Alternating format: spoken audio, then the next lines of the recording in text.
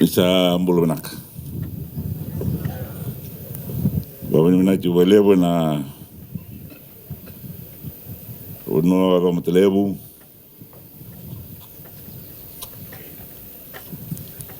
Del ni ewo turang Tabia na soso. Emuni turang na marama. Dera na kawinua. Dera oba nan rembula turanga ena marama. Tau ini pun luar saya lian. Ibu ni na ni ran do Macuata. Ena bolo na. Good afternoon to Dr. Brij Lal and your family. Good afternoon to the chiefs, the people of Tabia, friends, ladies and gentlemen, young people and students of the school and their staff. I greet also my Deputy Prime Minister, Honorable Ministers, Honorable Minister, Members of Parliament.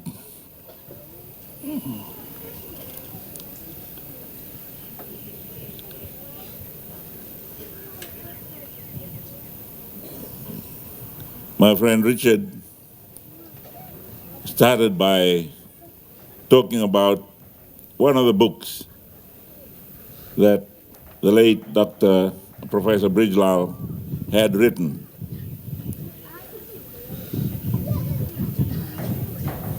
The book is titled Bittersweet.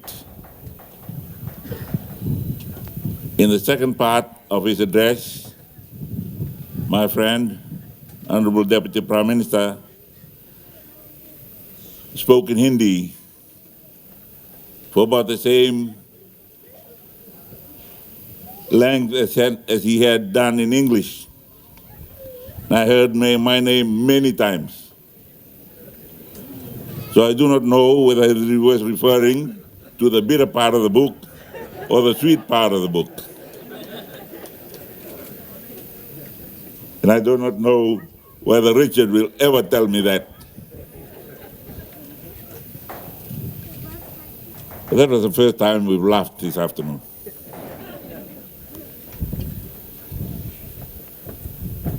But we're here to honor a great man.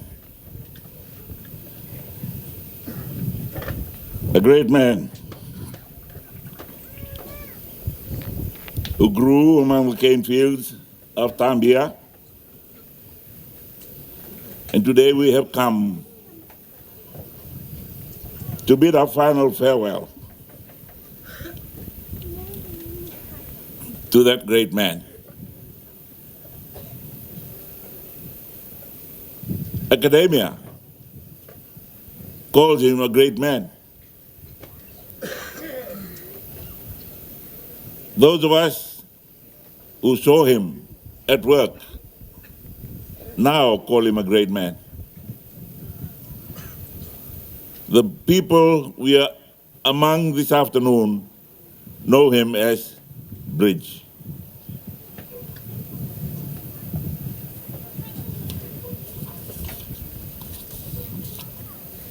We have just heard how he had won many local and international honors.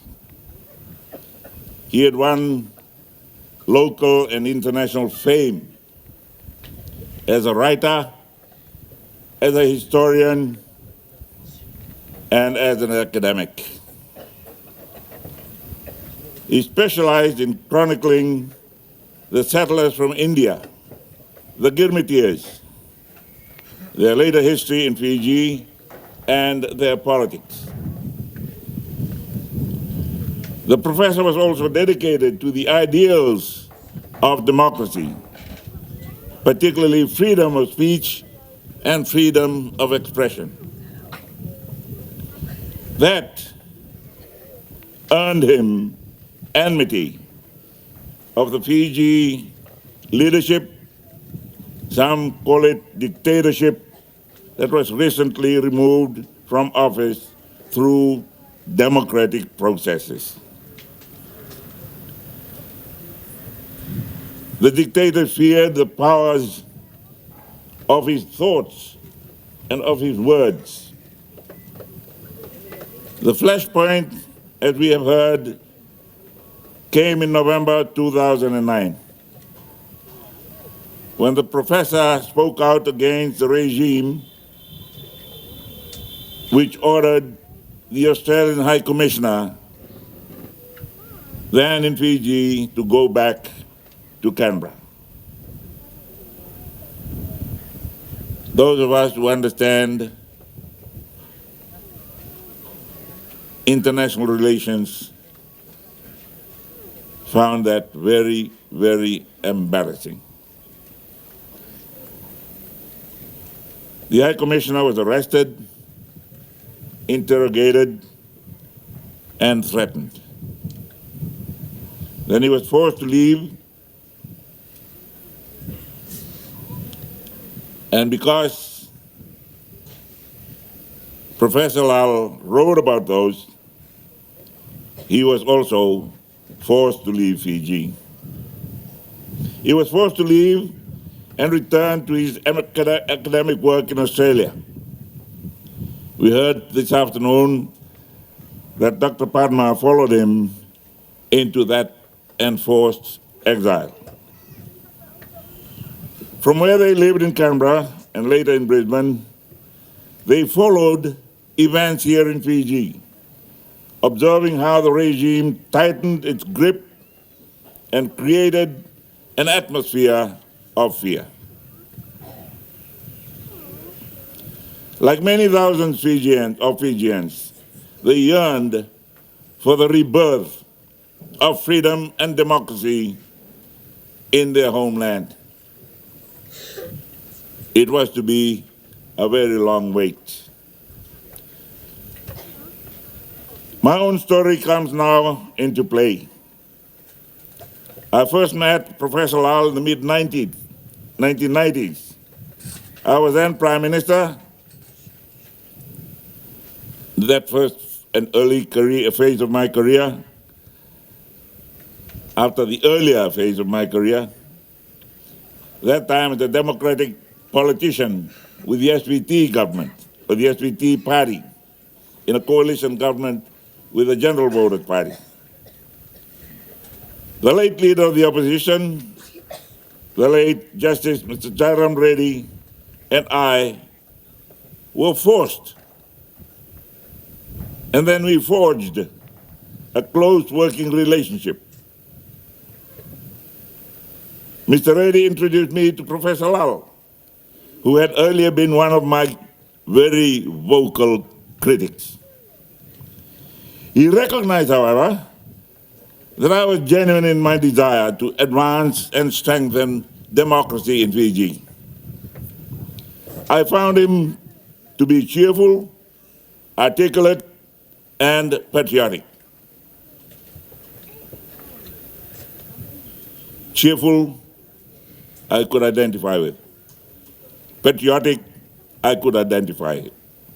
Articulate and wise, I don't know whether I can associate myself with that.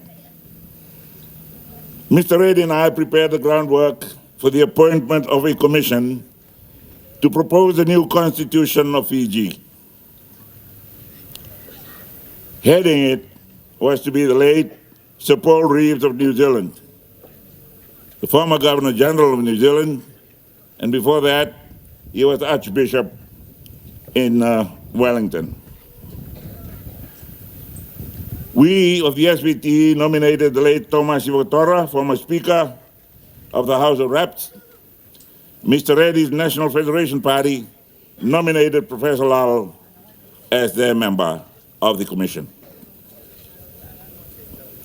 Sir Paul Reeves, Mr. Ivotora, and Professor Lal took on the huge task of formulating and recommending arrangements for a new constitution with full regard for the rights, interests, and concerns of all ethnic groups in Fiji. A vital part of their mission was to encourage debate on these crucial topics and ascertain views and opinions among the citizenry of our country. Ladies and gentlemen, in the 16 months needed to complete their work, they considered submissions from 223 individuals, 639 groups and organizations. Over a 4-month period, the Commission listened to the people at public hearings in virtually every area of Fiji. There were 25 private consultations. There were written presentations from 66 unions and associations.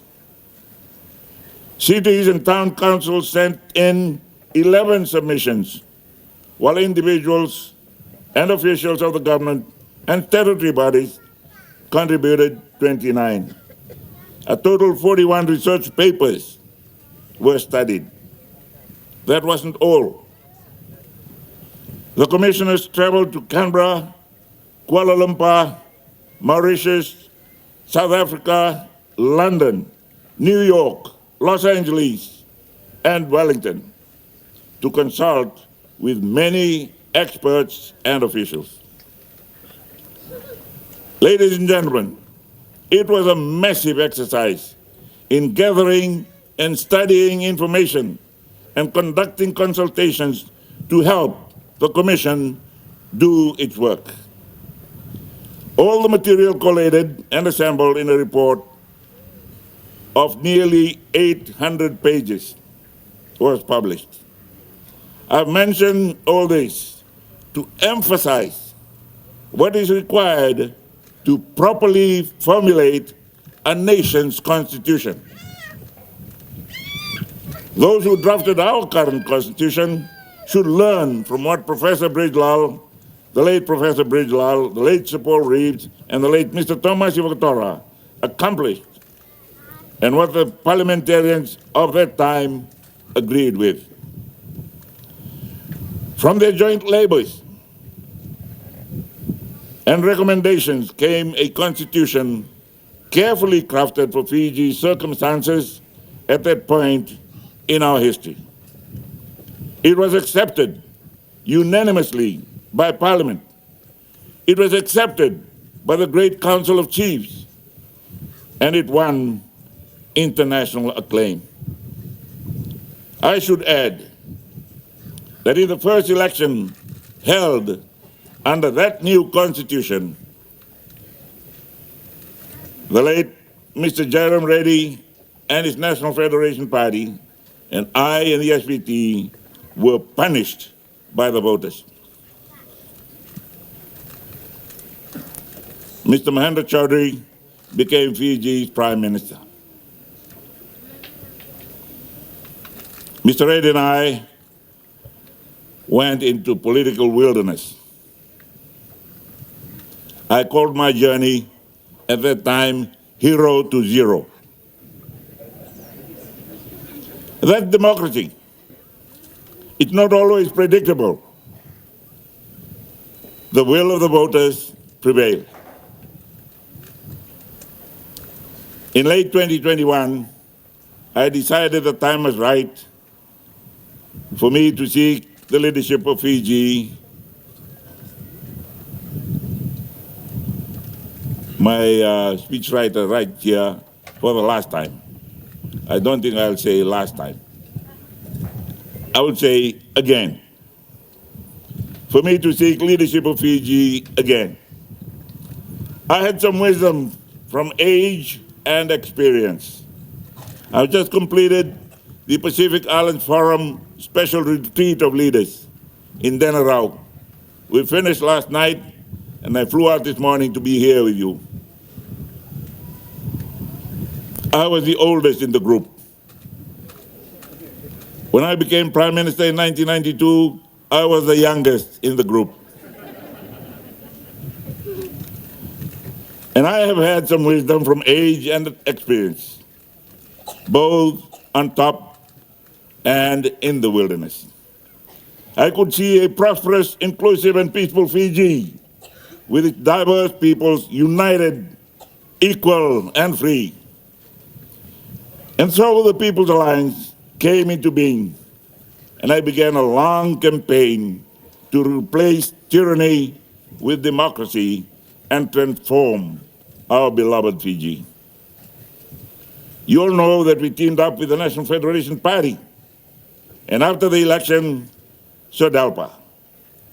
This gave Fiji a people's coalition government founded on democracy.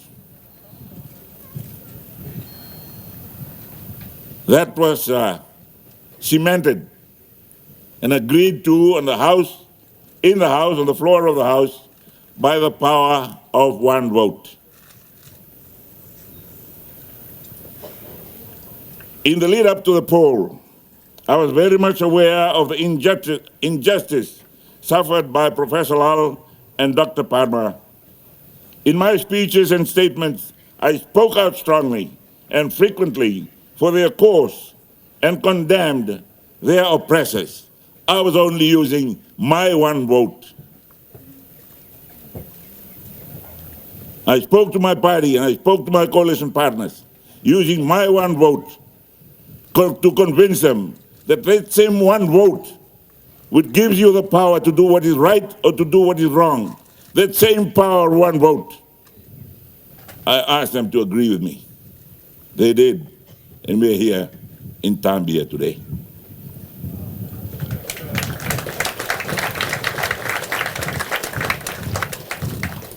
To me, Professor Lal and Dr. Padma were constant reminders of the oppression that bedeviled Fiji. I had pledged that my government, not my government, the government that I would lead, would immediately lift immigration bans to allow them to come home. The cruelest cut of all came when Professor Lal died a little over a year ago, when Dr. Padma applied to return to Fiji carrying his ashes to be interred here in Tabia. Her requests were not acknowledged, not even acknowledged. Even in death, there was no mercy. I met Padma at Jairam Reddy's funeral in Auckland in August of last year and reaffirmed my commitment to her that if I came to office after the elections, she would soon be flying home with the ashes of the man she loved. On December 24th, I was elected Prime Minister of Fiji by one vote in Parliament. It's the power of one vote. It was all I needed. It was the power of the one vote that I convinced my coalition, let us keep our promise. It was my time to do what had been all this while impossible. Straight after my swearing in, I went to the Prime Minister's office and asked the Permanent Secretary, Mr. Yogesh Karan, about the ban on Dr. Padma. He briefed me, and I made the decision to lift it and consulted my Deputy Prime Minister, Professor Biman, and Deputy Prime Minister Bill Ngabok. They said to me, whatever you say, boss, your one vote carries the day. Then I went to record my first Christmas message to the nation. On Christmas Eve, Dr. Padma heard from the Fiji High Commission in Canberra she could come home.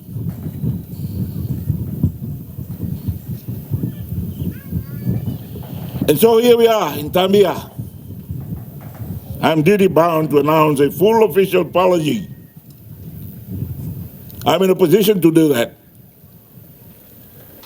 I'm the head of the government of Fiji, so I can apologize. I take it upon myself to apologize on behalf of the government of the people of Fiji. To you.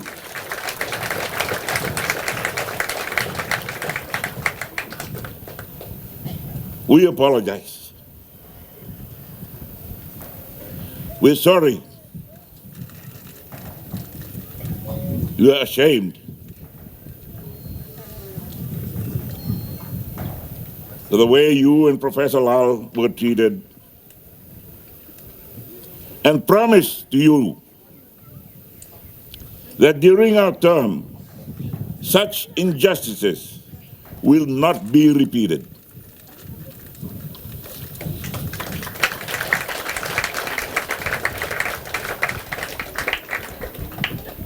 I add that our coalition government believes multiracial society should strive for multiracial governments, and that, as a principle, all groups should have the constitutional right to share power.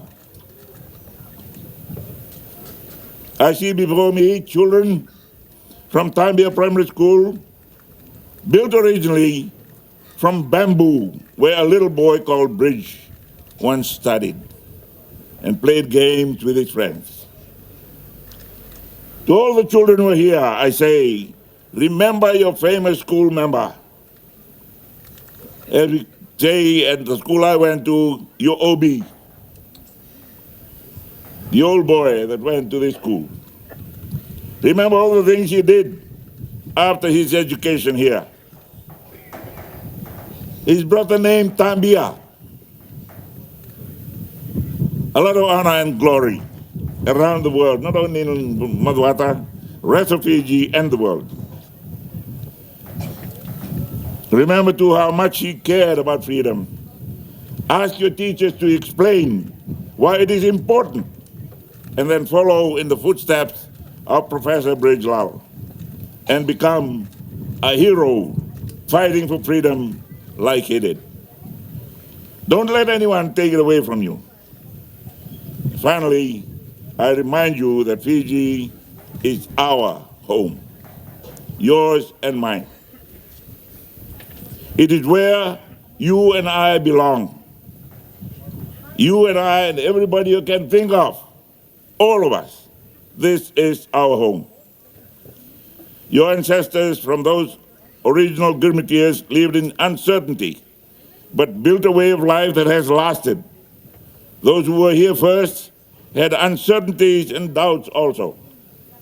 The colonial policy of separation was not designed for nation building. So it was difficult for different people to come together, difficult for them to come to be united when they had been kept apart for so long. Let us all now treat each other as brothers and sisters, proud of our own traditions and our ways, but joined together as one, in love, in respect, to make Fiji a land of happiness, a land of plenty. Soon, Professor's ashes will be carried to a location on the bank of Tabia River for the start of his final journey to immortality. Flowing near there is one of the creeks in which he swam many years ago. And not far from that was where he also fetched water for the family. If the family listens carefully at the riverside,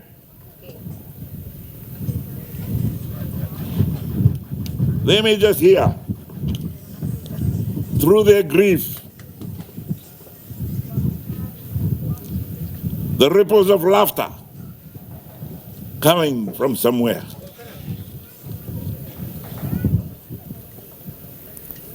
they are the echoes of the laughter of one young boy who jumped in, swam back to the bank of that river,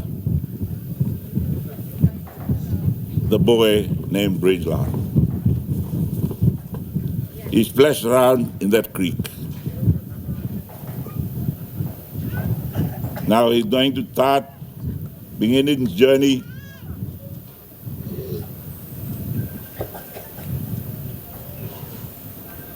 to everlasting life, everlasting power in that creek and in that river. In the Bible, there's a very impactful verse. It says simply, "You good and faithful servant, you have done well with the little given to you. Now enter into the joy of your Lord, where you will be given more responsibilities." I believe the good professor is hearing that. Come, good and faithful servant. You have done well. Come into the rest and the joy of the kingdom of your Lord and your God. Goodbye, Professor. Thank you for your service and your sacrifices for your country. Thank you for enduring what your country had done to you. I and future leaders of this country who value freedom, who value the same values you had, promise you today, during our tenure of leadership, it shall not happen again. God bless you all. God bless Tabia. God bless Fiji and all Fijians.